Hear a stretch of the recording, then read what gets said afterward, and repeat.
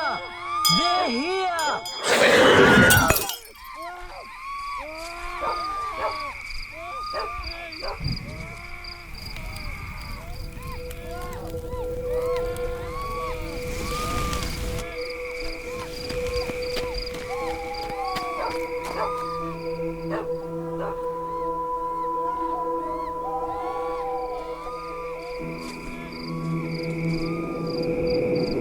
There was once a young girl who lived in a village.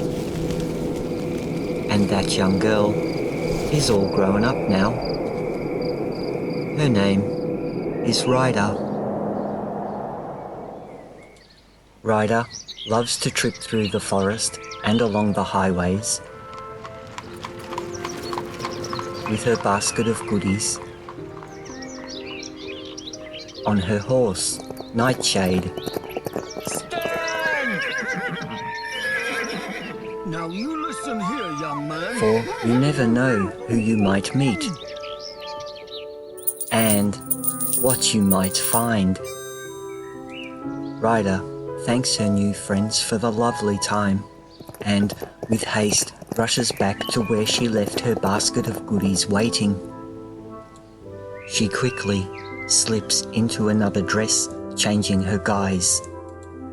Careful to hide her new findings and things in the basket, she makes her way into the forest, heading home along a shortcut she knows well. As Ryder makes her way home, she runs into 3 guards of the local lord of these lands, Lord Valenwero, who has been the lord here for many years now. Ryder greets them all with a hello as they all come to a halt in the middle of the forest path. The captain replies good evening and asks Ryder what she is doing in this part of the wood. Ryder explains she is just heading home after visiting the neighbouring village.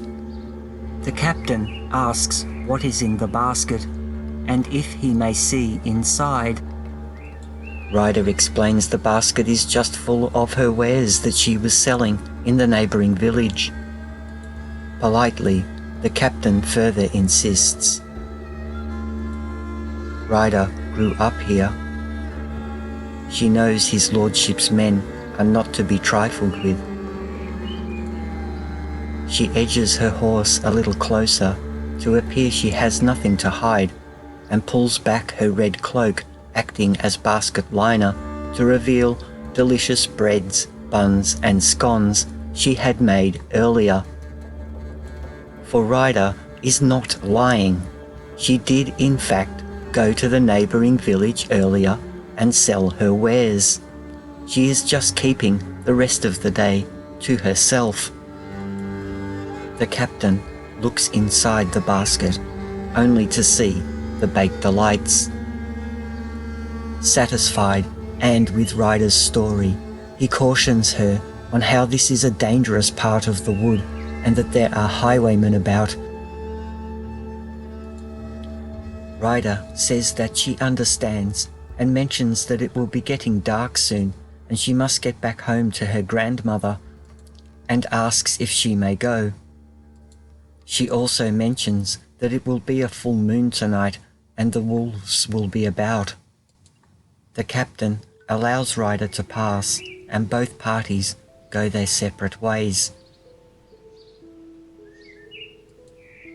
Just before dark, Ryder makes it back to the village and her grandmother's house where she lives.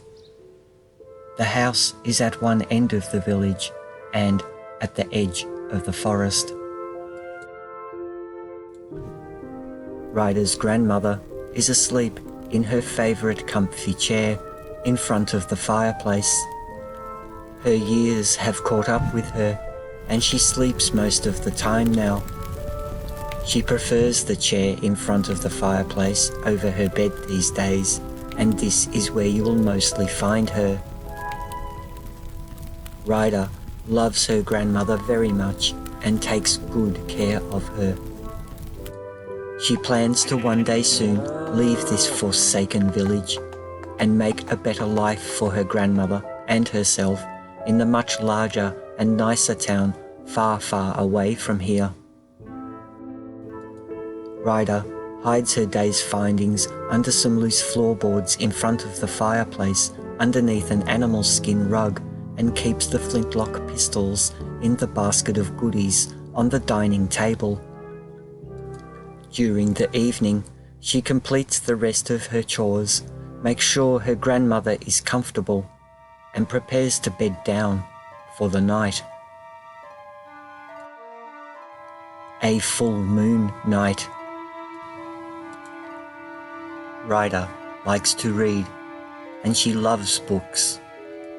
Ryder is a bright and intelligent young woman with an inquisitive mind, and over the years has been trying to get to the bottom of a particularly dark and gruesome mystery of this village and the neighbouring villages in the Vale.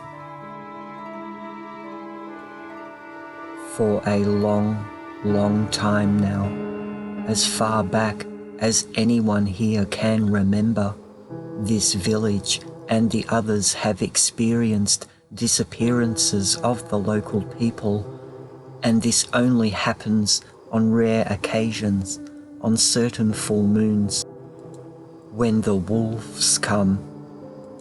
And tonight is another full moon.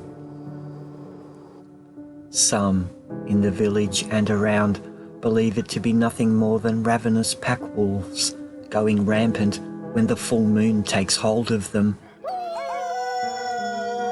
But there are those who believe it to be the legend of the werewolf that dwells in the forest, the lycanthrope curse that turneth people into a wolverine beast on a full moon.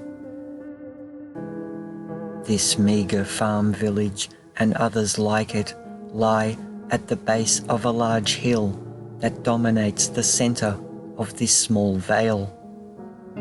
A thick band of forest surround the hill, and atop the hill is the Lord's keep. No one ever sees Lord Vellenwero. He keeps to himself in his tower, and runs this vale with a heavy hand and a vice grip. Life is tough in the village. The days are long and the labour is hard, and by the time you have earned your keep and paid your taxes, there is little left to get by. The nearest town is many, many miles away, and far too expensive for anyone here to live. And all these things create a prison of a never-ending cycle that entraps you into slaving to the ways of life and survival here, continuously poor and with little hope. This is why Ryder has taken up the highwayman's ways. It is the only way out from this forsaken place that she can see. Ryder hopes to one day soon leave this village and cursed lands and make a better life for her grandmother and herself in the larger town far, far away, and see her grandmother's last days in security and comfort. Into the night, Ryder has fallen asleep reading, and the candle has gone out.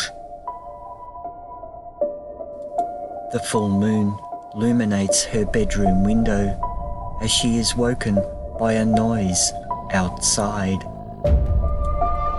In the flickering firelight, Ryder quietly makes for her basket of goodies and fumbles for the flintlock pistols in the dark.